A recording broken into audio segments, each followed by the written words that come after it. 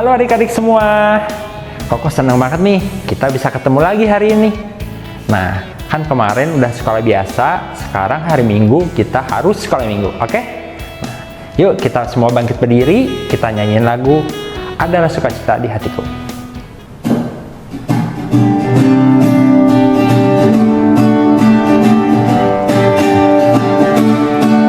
Adalah sukacita di hatiku, di hatiku, di hatiku. Adalah sukacita di hatiku, di hatiku. Selalu aku bersyukur, bersukacita karena Tuhan Yesus di dalamku. Aku bersyukur, bersukacita karena Tuhan Yesus di dalamku. Kita ulang lagi ya. Adalah sukacita di hatiku, di hatiku, di hatiku. Adalah sukacita di hatiku, di hatiku. Selalu aku bersyukur, bersukacita karena Tuhan Yesus di dalamku. Aku bersyukur, bersukacita karena Tuhan Yesus di dalamku. Aku bersyukur, bersukacita karena Tuhan Yesus di dalamku. Aku bersyukur, bersukacita karena Tuhan Yesus di dalamku.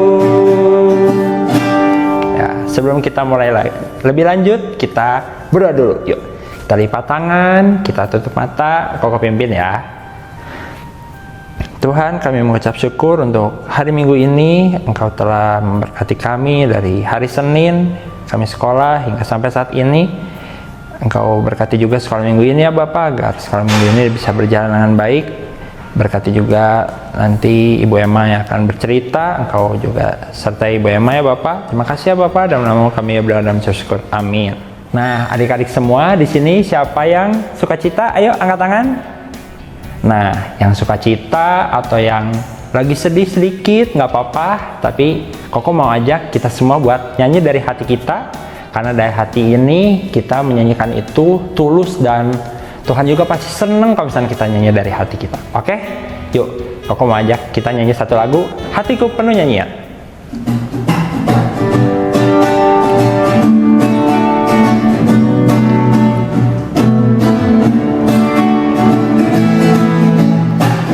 Hatiku penuh nyanyian, hatiku penuh nyanyian, hatiku bernyanyi untuk Raja segala raja. Hatiku penuh nyanyian, hatiku penuh nyanyian, hatiku bernyanyi untuk Raja segala raja.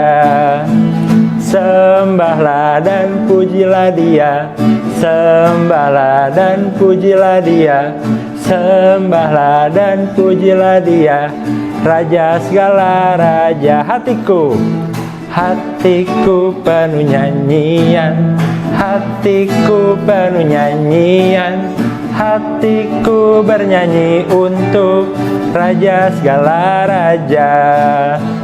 Sembahlah dan pujilah Dia, sembahlah dan pujilah Dia, sembahlah dan pujilah Dia, Raja segala raja. Nah, adik-adik, sekarang udah saatnya nih kita mendengarkan firman Tuhan. Nah, kalau dengerin firman Tuhan itu yang dipakai apa? Mulut, hidung, bukan, tapi apa? Telinga. Iya, telinganya. Jadi yuk siap-siap kita duduk yang rapi. Nah, ada satu lagu yang ngasih tahu kita bahwa kita tuh harus denger-dengeran. Nah, nih Koko mau ngajak kita semua buat nyanyi lagu itu ya. Yuk kita nyanyiin sama-sama. Dengar Dia Panggil Nama Saya.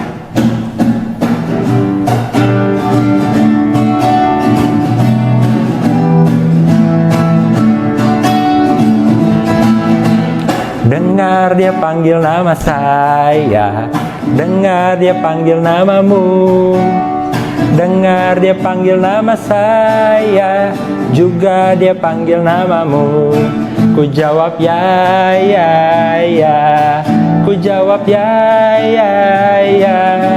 Ku jawab ya Tuhan, ku jawab ya Tuhan, ku jawab ya, ya, ya. Dengar, dengar dia panggil nama saya, dengar dia panggil namamu, dengar dia panggil nama saya, juga dia panggil namamu. Ku jawab ya, ya, ya. Ku jawab ya, ya, ya. Ku jawab ya Tuhan, ku jawab ya Tuhan, ku jawab ya, ya, ya. Oh giranglah, oh giranglah, Tuhan Yesus amat cinta pada saya. Oh giranglah, oh giranglah, oh giranglah, oh giranglah, Tuhan Yesus amat cinta pada saya. Oh giranglah, ku jawab ya, ya, ya. Jawab ya, ya, ya. Ku jawab ya Tuhan, ku jawab ya Tuhan, ku jawab ya, ya, ya. Silakan Bu Emma.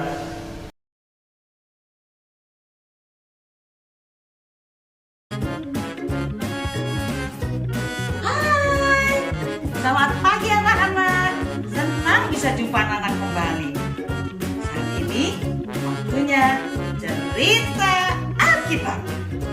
Tapi sebelum mulai cerita, berdoa dulu. Yuk kita berdoa. Tuhan Yesus, terima kasih karena pagi hari ini kami masih diberi kesempatan untuk boleh mendengarkan firman Tuhan.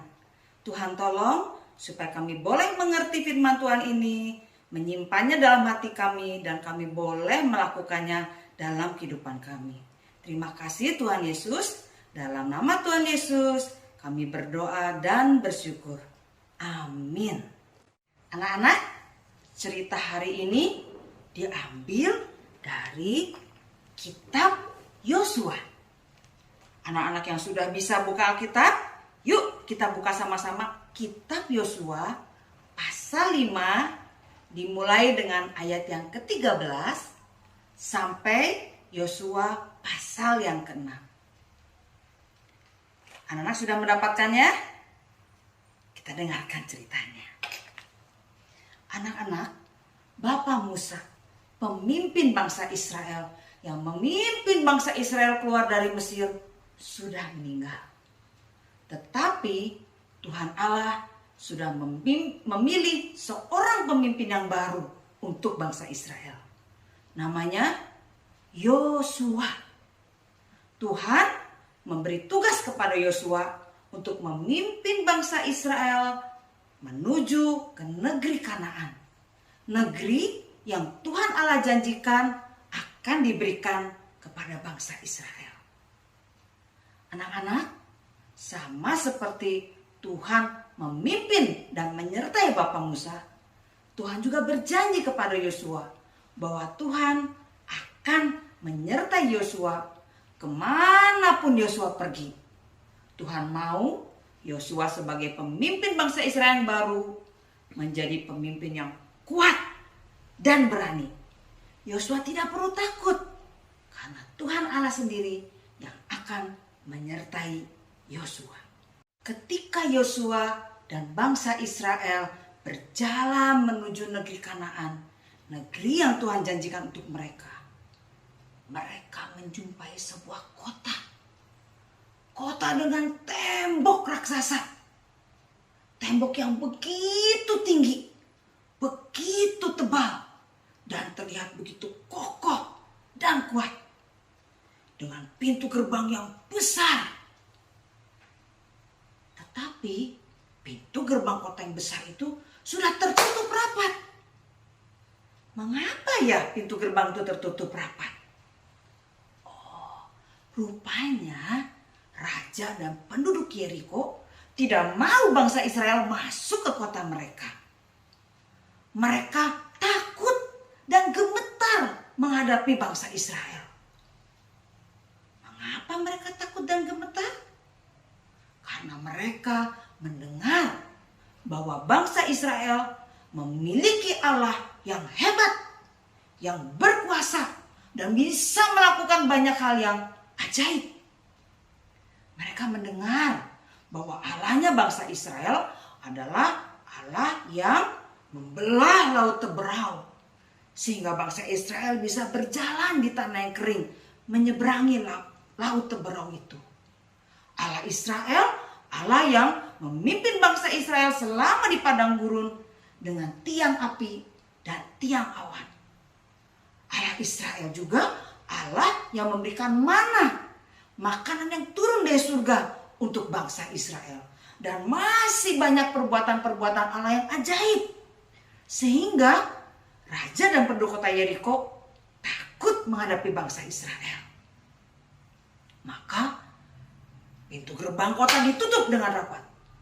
Tidak ada satupun penduduk Yeriko yang bisa keluar masuk lewat pintu gerbang tersebut. Dan dari atas tembok kota yang tinggi itu, mereka melihat bahwa bangsa Israel sudah berjalan semakin mendekati kota Yeriko. Anak-anak, ketika bangsa Israel melihat tembok kota raksasa ini, tembok yang begitu besar, yang tinggi dan kuat, mereka kurang yakin apakah mereka bisa masuk ke dalam kota Yeriko. Tetapi ada kabar baik anak-anak. Tuhan Allah bangsa Israel, Allah yang hebat. Tidak ada yang tidak mungkin bagi Allah Israel. Tuhan Allah Israel bisa melakukan banyak cara untuk menolong bangsa Israel bisa masuk ke dalam kota Yeriko.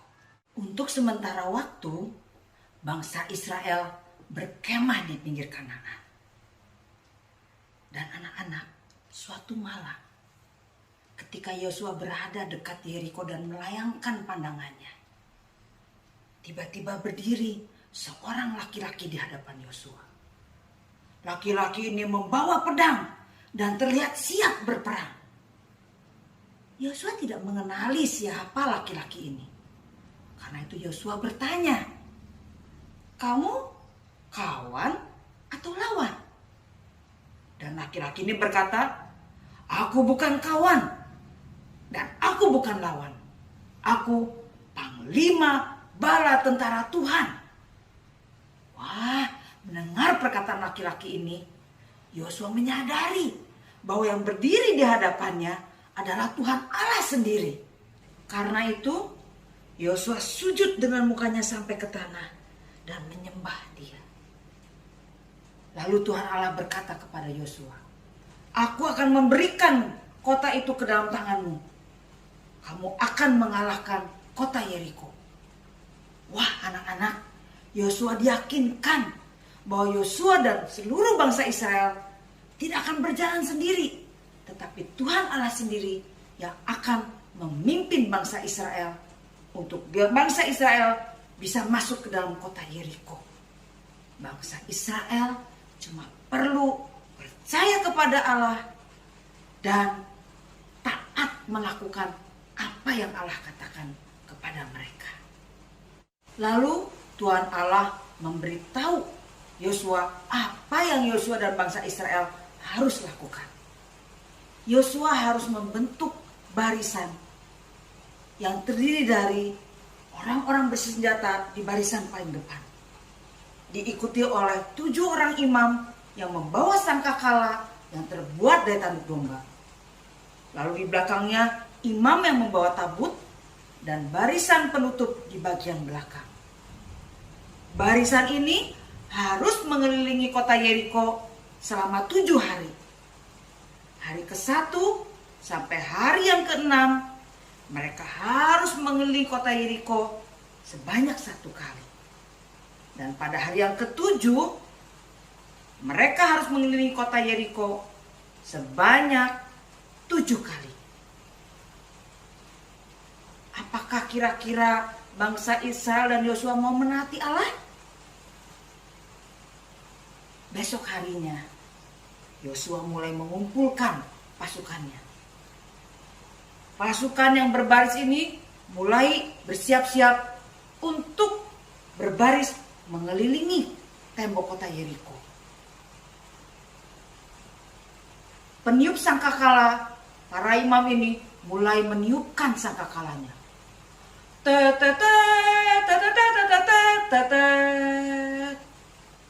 Barisan mulai siap-siap berjalan mengelilingi kota Yeriko. Mereka mulai berjalan. Anak-anak, tentara Yeriko mendengar bahwa bangsa Israel mulai bergerak mengelilingi kota Yeriko. Mereka melihat dari atas tembok kota Yeriko. Maka seluruh tentara bersiap kalau bangsa Israel menyerang mereka. Mereka berjaga-jaga. Tapi apa yang terjadi? Bangsa Israel hanya mengelilingi tembok Yeriko satu kali. Dan persis seperti yang diperintahkan oleh Allah, ketika bangsa Israel mengelilingi tembok Yeriko ini, tidak boleh ada satu orang pun yang bersuara, yang mengeluarkan kata-kata. Mereka semua harus diam. Melihat bangsa Israel mengelilingi tembok Yeriko satu kali dan pulang ke perkemahan, tentara Yeriko bingung. Kok aneh, mereka tidak menyerang, mereka hanya mengelilingi tembok Yeriko. Keesokan harinya, hari yang kedua, barisan bangsa Israel mulai bersiap-siap kembali mengelilingi tembok kota Yeriko. Sangkakala mulai dibunyikan kembali.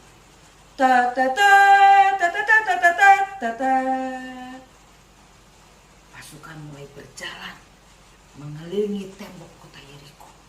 Dan tentara Yeriko melihat kembali dari atas tembok. Wah, bangsa Israel mulai mengelilingi tembok Yeriko.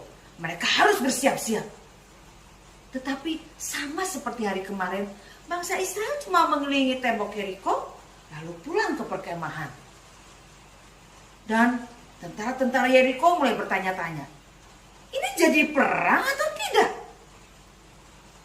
Begitu yang terjadi pada hari yang ketiga, keempat, kelima, dan keenam. Barisan bangsa Israel hanya mengelilingi tembok kota Yeriko sebanyak satu kali.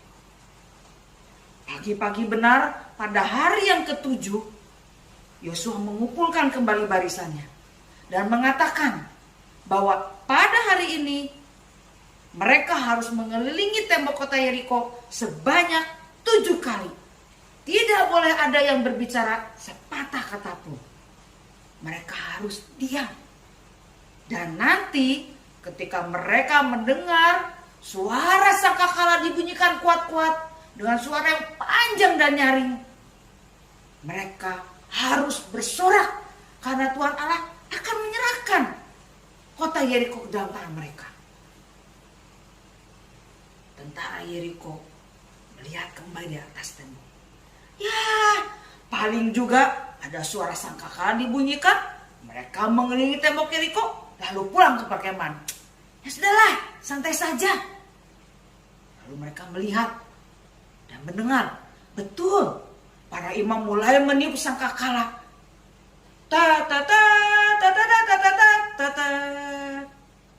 Barisan mulai berjalan kembali mengelilingi tembok Yeriko. 1 kali, 2 kali, 3, 4, 5, 6, 7 kali. Wah, tentara Yeriko mulai panik. Loh kok kali ini berbeda? Mereka bukan mengelilingi lagi tembok 1 kali, tapi 7 kali. Ada apa ini? Maka seluruh tentara Yeriko berjaga-jaga, bersiap-siap. Jangan-jangan kali ini betul-betul pasukan Israel akan menyerang kota Yeriko. Dan ketika barisan sudah mengelilingi tembok Yeriko sebanyak 7 kali, Yosua berkata kepada bangsa Israel ketika Yosua mendengar dan seluruh bangsa Israel mendengar suara sangkakala dibunyikan dengan kuat, dengan suara yang panjang dan nyaring. Yosua berkata kepada bangsa Israel, "Bersoraklah, Tuhan sudah menyerahkan kota ini ke dalam tanganmu." Lalu bangsa Israel mulai bersorak dengan suara yang nyaring. Haleluya, puji Tuhan. Anak-anak tahu apa yang terjadi? Tanah mulai bergetar. Tembok kota Yeriko yang begitu tinggi, kokoh dan kuat mulai retak.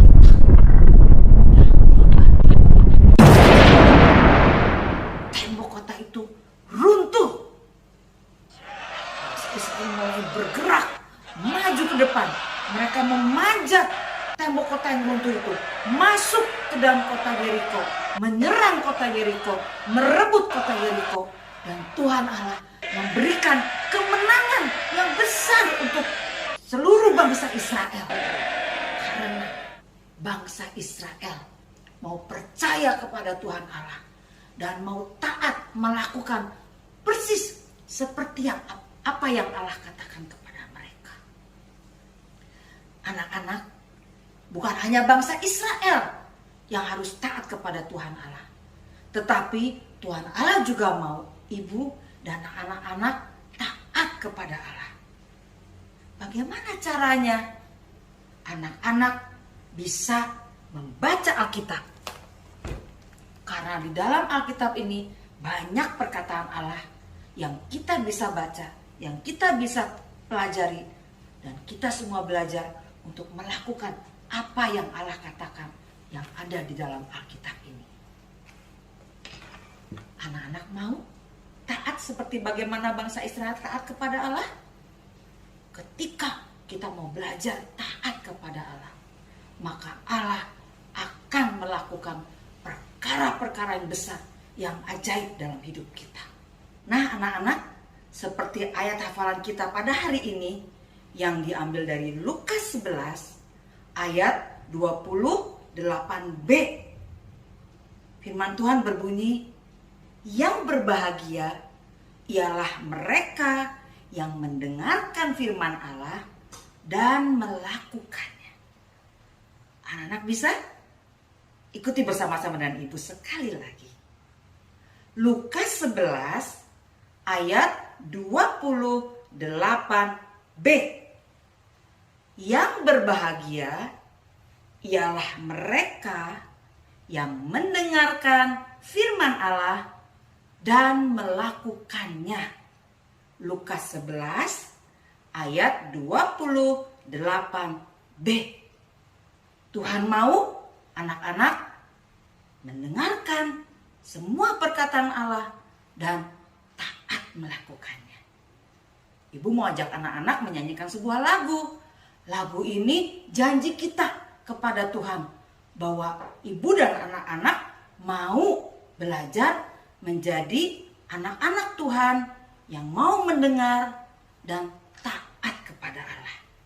Kita nyanyikan sama-sama lagu ini ya.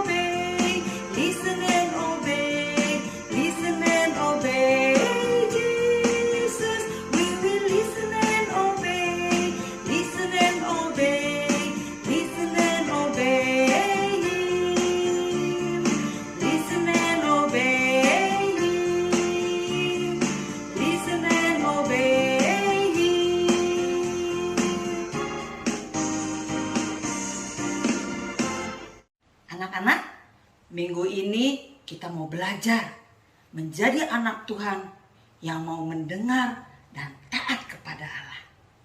Kita berdoa minta pimpinan Allah. Tuhan Yesus yang baik, terima kasih untuk firman-Mu. Ampuni kami Tuhan kalau selama ini kami tidak taat kepada Allah. tidak taat kepada orang tua kami, tidak taat kepada guru-guru kami ya Tuhan. Tuhan tolonglah kami, supaya kami juga bisa seperti bangsa Israel yang taat kepada Allah. Kami mau belajar menjadi anak-anak Tuhan juga yang mau taat kepada Allah. Tolong kami Tuhan, supaya boleh melakukan firman Tuhan ini. Terima kasih Tuhan Yesus, di dalam nama Tuhan Yesus kami berdoa dan bersyukur. Amin. Anak-anak, sekolah minggu kita sudah selesai. Kita berjumpa kembali minggu yang akan datang. Bye. Tuhan Yesus memberkati.